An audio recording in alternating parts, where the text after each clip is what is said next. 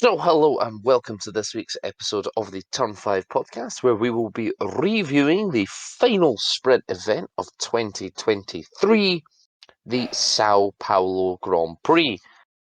Let's breathe a collective sigh of relief. The sprints are over, Finally. and once again, For they've this saved year. the best one for last. Well, I can't really comment because I only got to see the highlights. So There It was a wasn't- lot of on-track happenings. yeah, it wasn't not very, not very enough different. not enough for your bold prediction though, was it? No, no. Oh, good banter, good banter. But there was a lot going on track, up and down the grid. So it was good, and it wasn't just constant yellow flags or anything. It was actual racing that made it exciting, rather than just pure carnage. But yeah, shall we go through the weekend? Well, actually, one sentence reviews, please, Ben. Why can't Red Bull just break down? Yeah, that's fair. Yeah, I agree with Richard. Someone got within DRS range of Max that. for once. For about 2 laps, but yes. Hey, it's something. Yeah. Nia? Slightly more exciting than I was expecting for the sprint. And like the big bulk of this race were just, well, okay. Yeah, I'm actually going to go with the sprint was better than the race. If you exclude lap 1.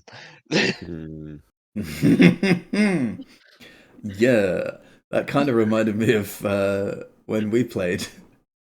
And I just went yeah. barreling down the outside. Yeah. That was good. But yeah, if you just disregard lap 1, the sprint was so much better than the race. Because the sprint actually had a lot of overtaking, the race did not. After the secondary start, it just settled down. And that's not why we go to Sao Paulo. We go to Sao Paulo for lots of on-track racing. Where was that this year? What happened? In the sprint. Yeah, you used it all. You're No more allocated. coupons. They've been returned to Pirelli.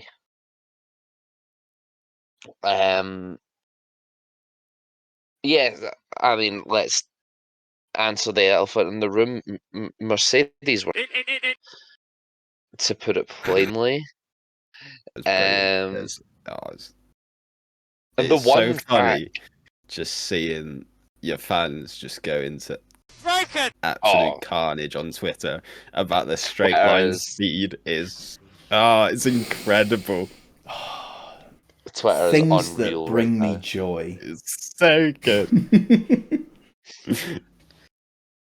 There's no doubt about it. The straight line isn't there, which is a scary thought considering Vegas is next.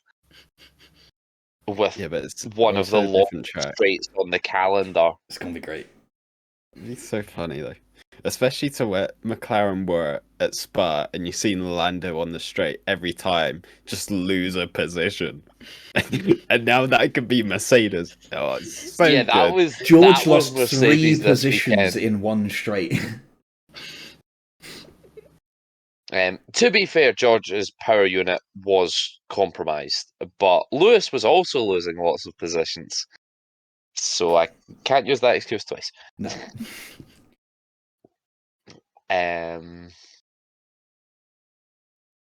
But yeah, the expected race pace just wasn't there. So Even based off pace, where? Yeah, even based off of practice, it was like, okay, it could be in the mix. No, not in the mix. very much not in the mix. In the Although that bin. was probably because you were comparing it to Ferrari, and they weren't really in the mix either. Ferrari did Unless you're Ferrari Charles. things this weekend. Yeah. Yeah, Ferrari took it to a new level. Yeah. That was impressive. It was the cut on the formation lap. They're just going round fine. In the Leclerc in the wall. The only thing I think that would have made it better is if we were actually following the front of the pack. Like the angle that you've seen in the replays, and they're coming round the horseshoe, and you just see Leclerc spin into the wall. That would have been hilarious to watch in a formation lap. But yeah. You can go on board with all 20, and then at the restart, you can go on board with all 17. I loved that. They took the effort to edit that graphic to say 17 and not 20. They could have just taken the number out and just said all onboards. Or just all remaining onboards. But they specified there's only 17 people that have made it past lap 1. Yeah. Let's go on board They've with made it Charles. turn 1. Yeah. You go on board with Charles, look at a tree. Look at the marshals taking a group photo with the car. I mean, fair play. I totally would do the same. Oh yeah. How often do you get to be that close to an F1 car without someone from the team like, get off? Or putting a screen up, or exactly. The marshals undoubtedly have the best. They get as close as you possibly can. Only when they bin it. Yeah. They literally get hands on with the car. True. Yeah, they swing it around in the air. Shall we talk through, qualifying for one? Aston Martin go vroom again. Where did that come from? They went back to the Bahrain car. Yeah, both cars in Q3. Both of the cars have gone back to their spec 1. And they're suddenly at the top again. It's incredible. It's so funny. It's the fact that they take off the upgrades. Yeah, they've downgraded their car to upgrade it. Imagine how many points they could have had if they just not upgraded their car.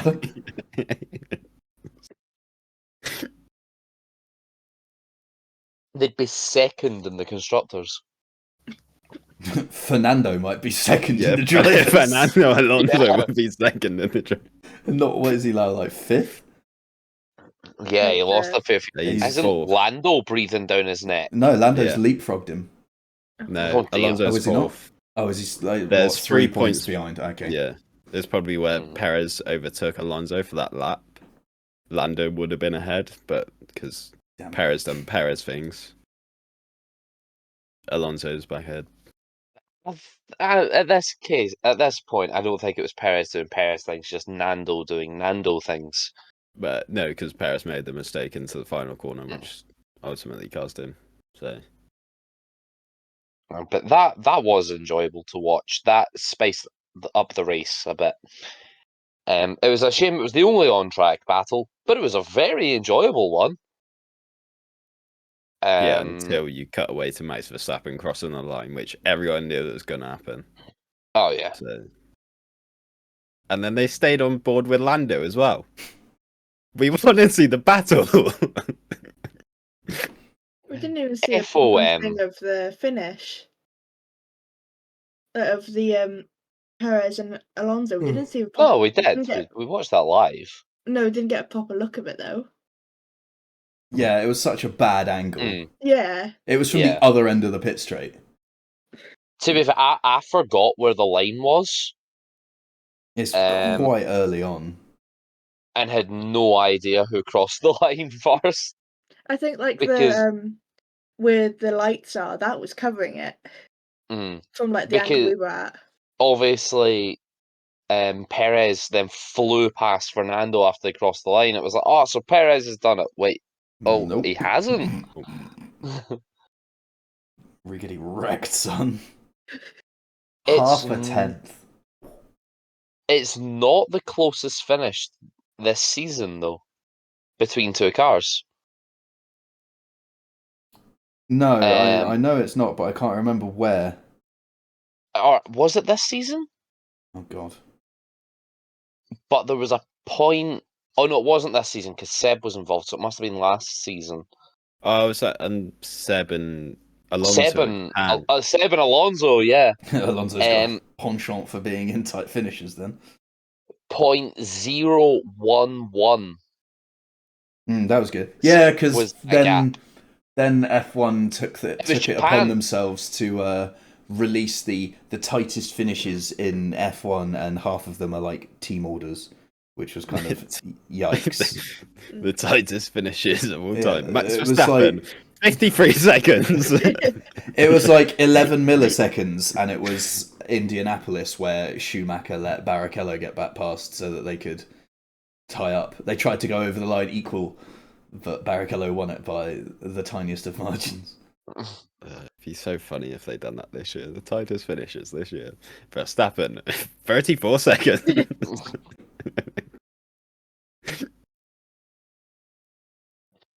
I mean, Lando was only, 9 seconds off? 8, 9. Just 9. 8. Compared to the rest of the season, that's close. Oh, yeah. And the rest of the pack were like 20 seconds behind that? Yeah. Something like that.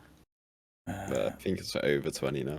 It was Max 27. Verstappen is now up to 4th in the all-time driver wins standings. So Lando finished 8.2 behind, and then Fernando was 34.1, with Perez 34.2. And then Stroll 40 seconds, Sainz 50 seconds, Gasly 56, Hamilton 62. Mercedes were a whole minute off the pace. Let's have a look at earlier races. Oh, Mercedes were a minute behind before they even got to the true. To the checkered flag. Compare that to the start of the season, where the closest non-Red Bull car to Max was Alonso, and that was 38 seconds off the pace.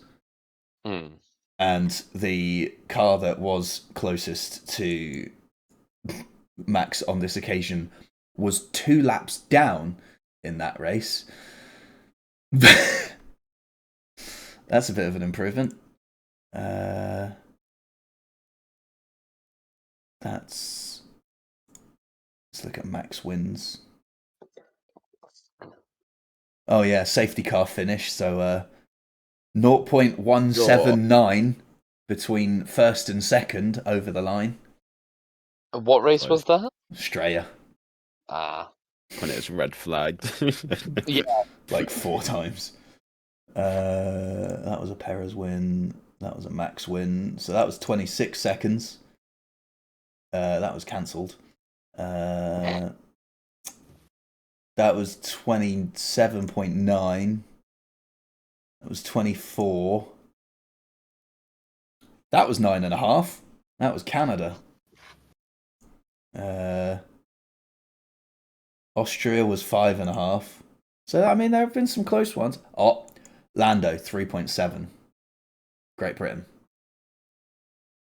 I think we have a closest one there. The late safety car, wasn't there? That's Yeah. why. I was wondering. How's he done that then? 3 points, Yeah, because then the next race it's Lando, 33.7. Yeah. Yeah, because Lewis was quite close to Max that at Silverstone as well because of that safety car. Did we have a late safety car in the Netherlands as well? It was the heavy rain. Oh, yeah. That was it. Because I was going to say, Alonso's only 3.7 off there. Sainz, 11.1 in Italy. Then obviously that wasn't Max winning in Singapore. And then we're back to 19 seconds in Japan. It was quite close in the USA, wasn't it? Qatar was 4.8 seconds. The US was 2.2. So that's the new closest, isn't it? Mexico was 13.8, and then Brazil's 8. Oh, because Lewis got disqualified, didn't he? I was wondering. Oh, yeah. I was looking at the USA results. I was like, "Where's Lewis?" Okay, so of the actual Got finishes, it's disqualified. 10 seconds. Oh yeah. Yeah. So no, it was Silverstone then. Silverstone wins. Oh, and Well, we've had a With few under factors. 10 seconds, but they're, mitigating Yeah. circumstances and whatnot. But still, the gaps are definitely coming down compared to the start of the season. The problem is, Can't wait we're for that now to at the change end. at the end, and I we're was going going to to say go we are straight now back to at the the start. end of the season. Hopefully, Here comes the winter Vegas. testing. Vegas is like Singapore. That's what we need that to happen. All I'm going to say is, we know Red Bull have already donated a lot of their time from this year into next year, so it's going to be a rocket ship. They could have got it wrong. How? Unlikely, but they might have. When they've got it so right so far, what's going to change? They've got one of, if not the greatest aerodynamicist of all time as their lead. You don't throw away a win that easily. Yeah.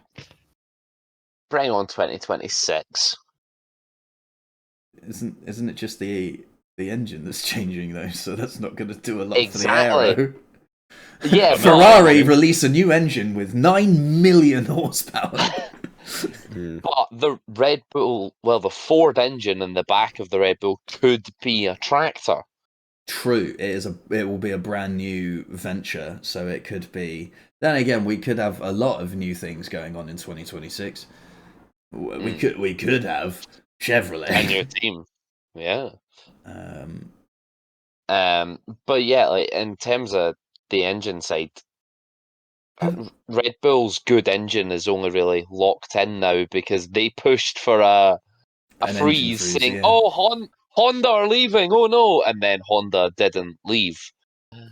And now Aston Martin have signed with Honda, was it? Yep. Yeah. Yeah.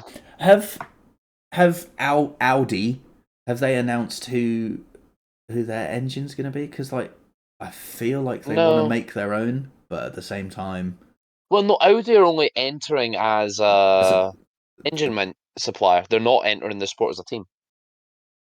they're taking over Sauber. Oh, are they? Yeah. Oh, okay. I've missed that one. That's why Andrea Seidel went. went. Is it not? So I don't know. Wait, them? I'd like Because to they did think say they that they were. were entering as an engine supplier. It's been so long since it got announced, I can't really remember. Because this was last, like in the winter break and early season, wasn't it? But so we could have 3 new engine manufacturers in 2026 by the virtue of Ford, Chevrolet, and Audi. 2 of those are pretty much dead certs at this point. It's the Chevy one that will be the question mark.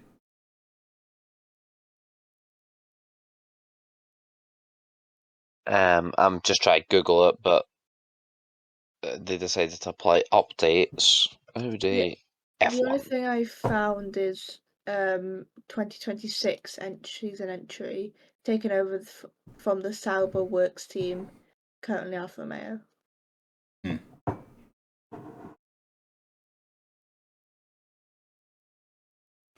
Yeah, because that's why Andreas Seidel went, because he was going to be the big boss of the Audi team.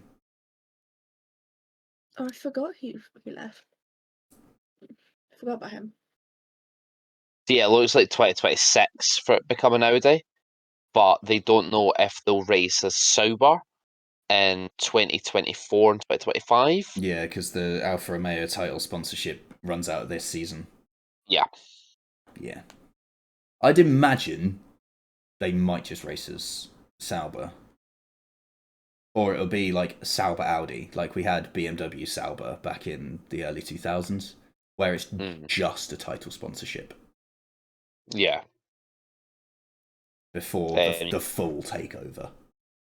So it might very well become Alfa Romeo Sauber rather than just Alfa Romeo.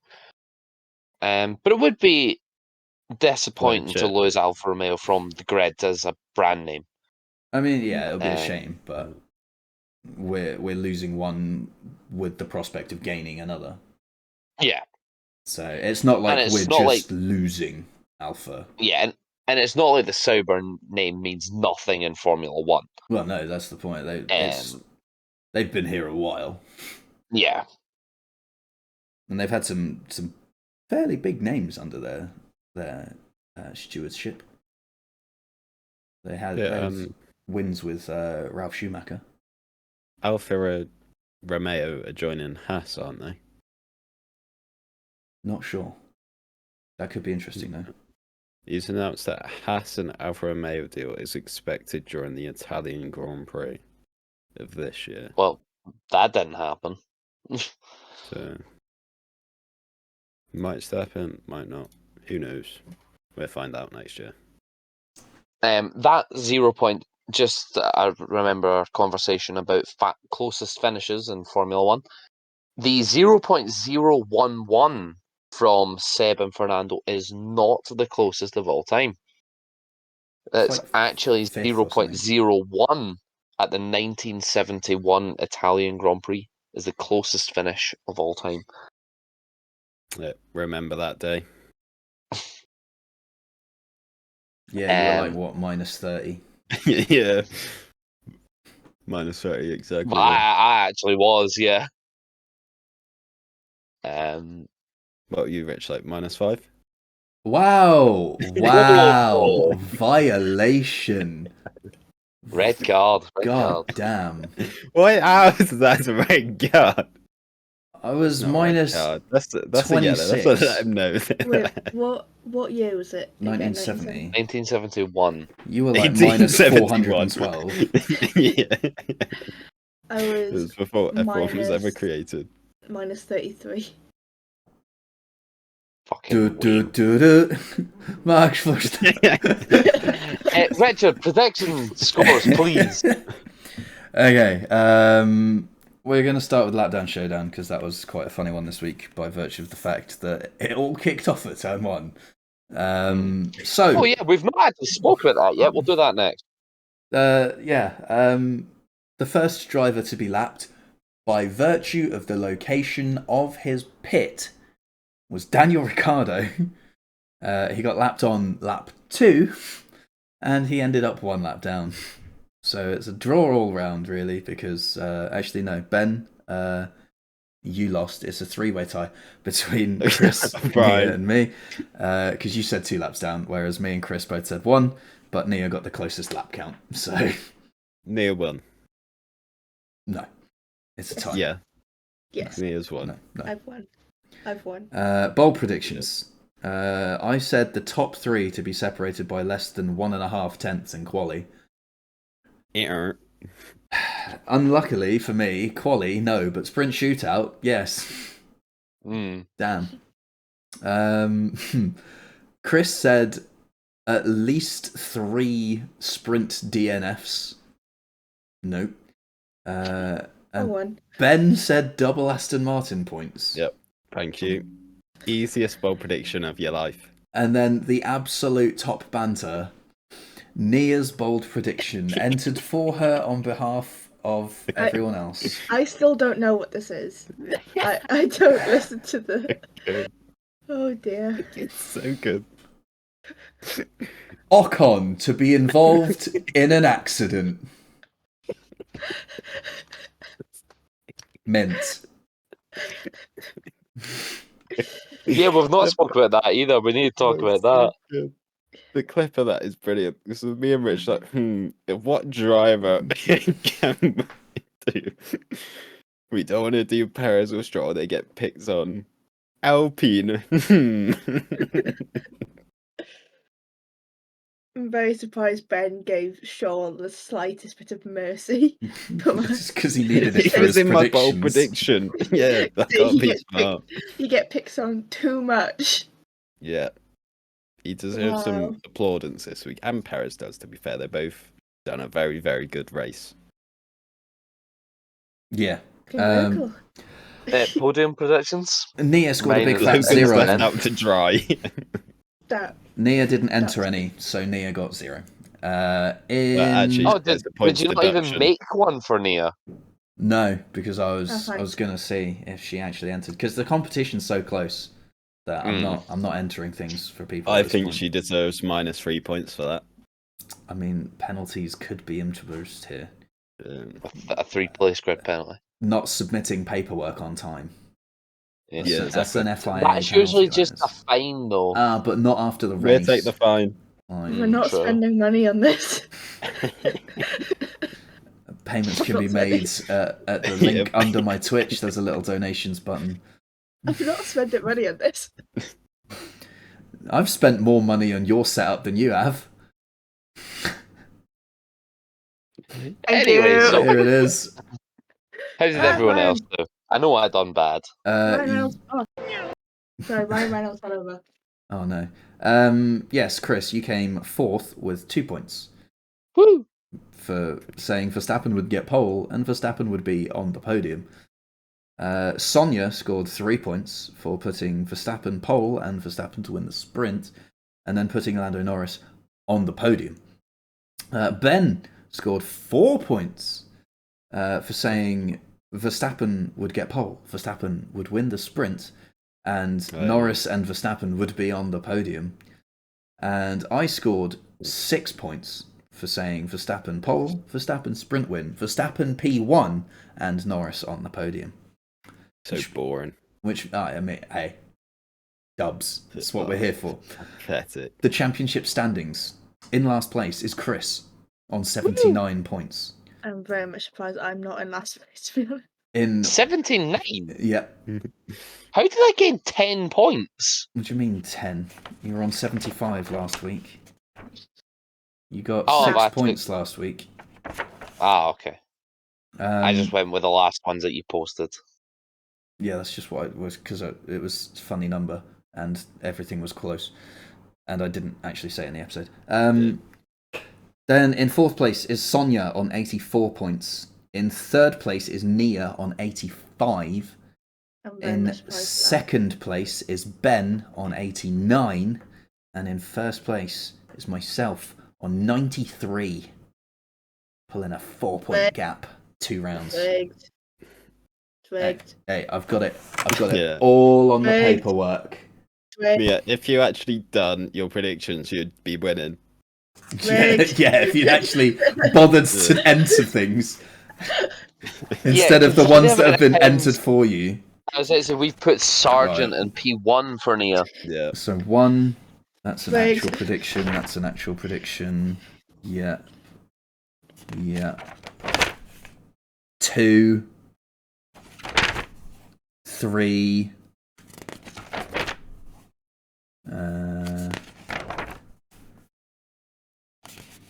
I think it's mostly the recent ones that we remember because it's so frequent these days. Hey, Ben, you said if I You've had entered, I 3 would have won. non-submissions. With my submissions, I definitely would not have won. I don't know. You've won some weeks. What do you mean? My You did predictions 3 are races very... to get, like, what, 6 points or something? Let's say you get on average 4 points around. That's 12 points you've missed out on, which would Yeah, put and that's you put on you 4 points ahead 97. of. So you'd be winning. There's always next year.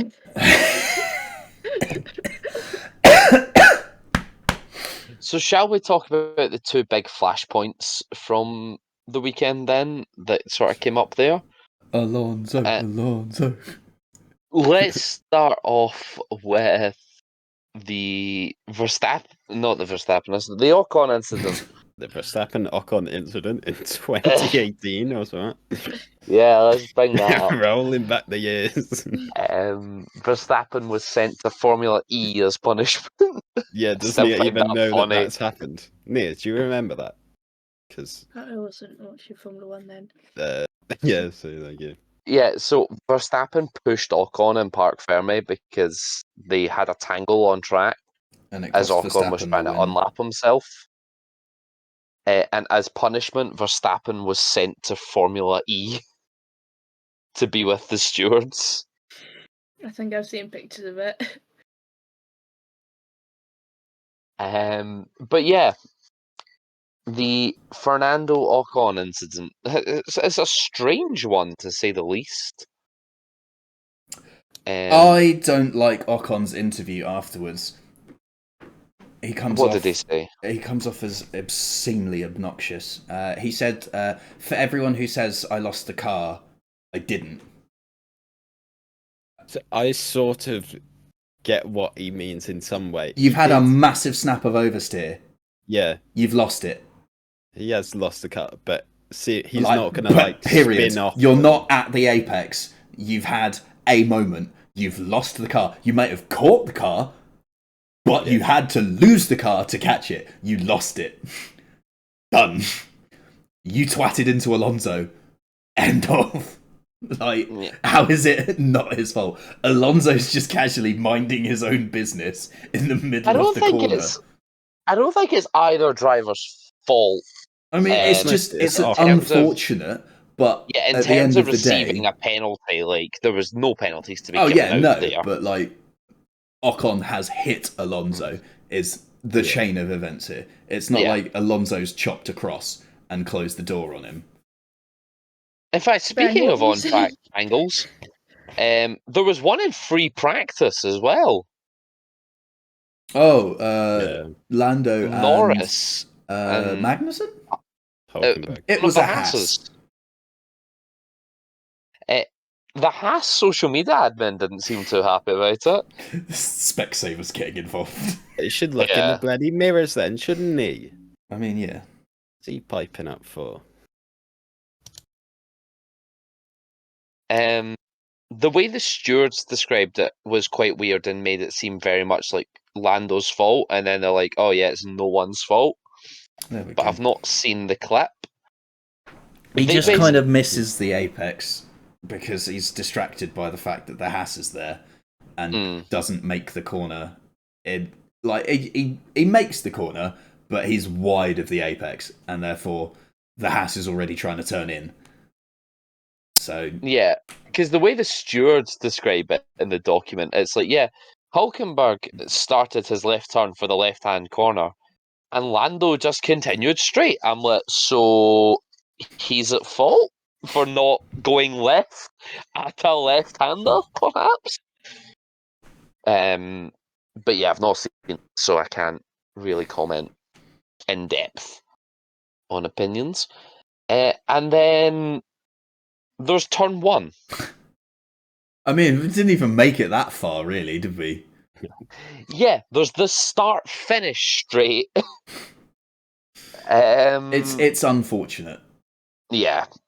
It's a case. It's a case again of you can't see two cars over in your wing mirror. Exactly. Which was basically what happened when Grosjean chopped across and speared himself into a Phoenix. Yeah. Because he didn't know Kvyat was there. So again, it's not like anyone's particularly to blame for that. It was just a series of unfortunate circumstance. Yeah. That just so happened to happen at turn one and send a tyre into space. Yeah. That's I think that's a thing with the new lower profile tyres. We've seen that a lot more, is tyres separating from the rims. Which in this instance has damaged another vehicle. And I think could probably need to be looked at again by virtue of the fact of had that landed on someone. I know they're not the heaviest bit of the tyre, the whole wheel assembly, and the wheel tether did its job and kept, the rim and everything else connected to the car. But still a bit of force behind that, especially if it's been flicked up into the air by a Haas and then is descending on you at quite a rate. They'll make the point of, that's what the halo's there for. If it just so happens to land perfectly through that halo, like a perfect basketball 3-pointer swish, that's gonna if hurt. it hits a halo, it just hit the rim, wouldn't it? Yeah, I don't think it's small enough to get through. I don't know. It's one. I think it's something they should probably look at, because if it's got enough power behind it to absolutely clart the rear wing off Danny Rick's car, then it's got enough power behind it to do some damage to someone. Yeah, no, definitely. And it is something that they will need to look at for future rounds. Will they? Won't. Probably That's not. another question. Because nobody got injured, so they won't. Just a one-off. Just FIA things. I did say that in a group chat I was in when they cut to the scene of the accident. I'm like, that barrier looks a bit gubbed. This could be a red flag. And then after a lap behind the safety car, red flag.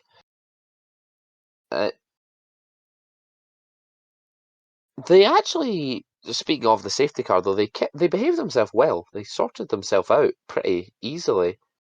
Yeah, there wasn't any, oh my god, he was ahead of me, over the radios. Yeah. Yeah, because I wasn't sure when it came to George and Checo who was ahead. But they just sorted it out. I was pleasantly surprised by that. Maybe they just didn't air it. But then when you watch the onboards, particularly from George, you could clearly see he was ahead when they passed the first yellow flag. It was like, right, well, cool. Even if Sergio was ahead when the safety car was deployed, it would have been overtaking under yellow flags. So would have had to have returned the position.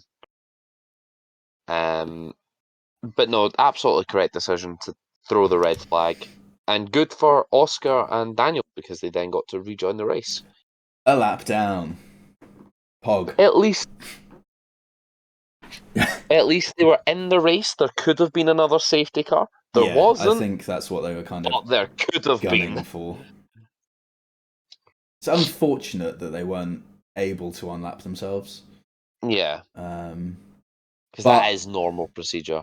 Yeah, but they were in the garage when the red flag was flown, so the lap they were down was, by the time they had the chance to, it was like everyone's in the fast lane. Yeah, exactly. It's not like they could just send them out first, because everyone's in the way.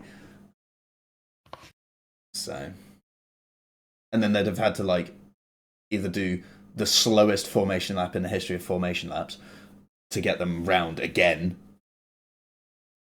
But yeah, it just wasn't. What they normally do when they're unlapping under a red flag is, I think it's the 2-minute warning. Or they just send them out to go around. Yeah, they just release them, go round, and then they just join the back of the queue, and then they all do the formation lap. Of course, they'd do what they did with Kimi in Baku, just put him on the jacks and wheel him to the end of the pit lane. Yeah, that is the other possibility. So. They just move the cars about, which I think is what they do if the order is out of sync. Yeah, they just jack them up and switch them around. So rather than leaving them to sort it out on track. I mean, they don't have time to do it. They get a 10-minute warning for when the session restarts. So yeah. Well, that's again what I was saying. They were they have time to fix Oscar scramble. Well, they've got a minimum of 10 minutes. Yeah.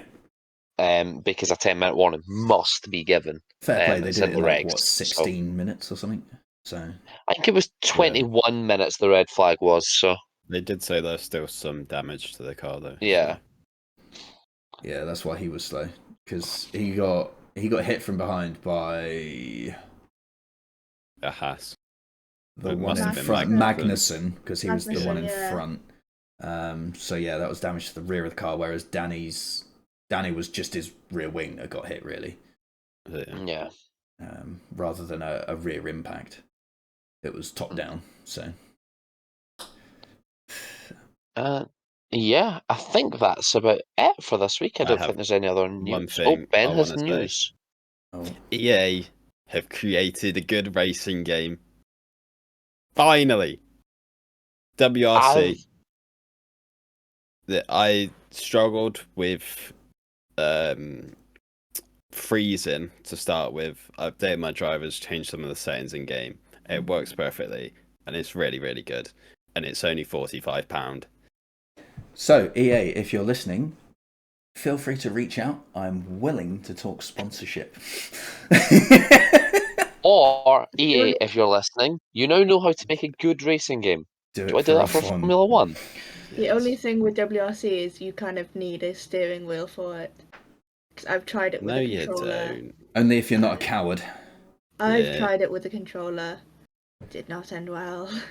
Yeah, but Nia, you've played the Formula One game on controller and it And didn't that end well. I was playing. didn't start well either. I was playing a rally that I knew and had actually been to, and I still fucked up. Yeah, but you knew some of the Formula One tracks, and That- still. Rallying's is easier to relate to because I don't do it on normal roads. Adrian Flux, don't listen to this. Please. What? Do you go in your car and turn into a rally driver? You have your friend there saying 2 left, 3 right. Again, I live in the middle on of the trip nowhere. to, on the trip to Tesco. 5 right over crest, don't cut. Yeah. You have to listen to my call. No, for real though, when he's gone. Oh god. No, but like As we were saying earlier, I live in the middle of nowhere. I have to drive 4 miles to get to the nearest village. All of them are country roads. so It's so you're not just like, rally, yeah, though. 3 left, 3 hard Yeah, left, sharp cut. A co-driver just appears in my driver's seat when I go past 40. Gets in the car, Petter Solberg just appears. Are you allowed to Don't go cut. past 40, Nia? I thought people in Wales weren't 60. allowed to go past 20 these days. 60 until I get to 7 miles away. It's 4 miles away. Then it's So 20. Yeah. Yeah, 20 into traffic. Don't cut.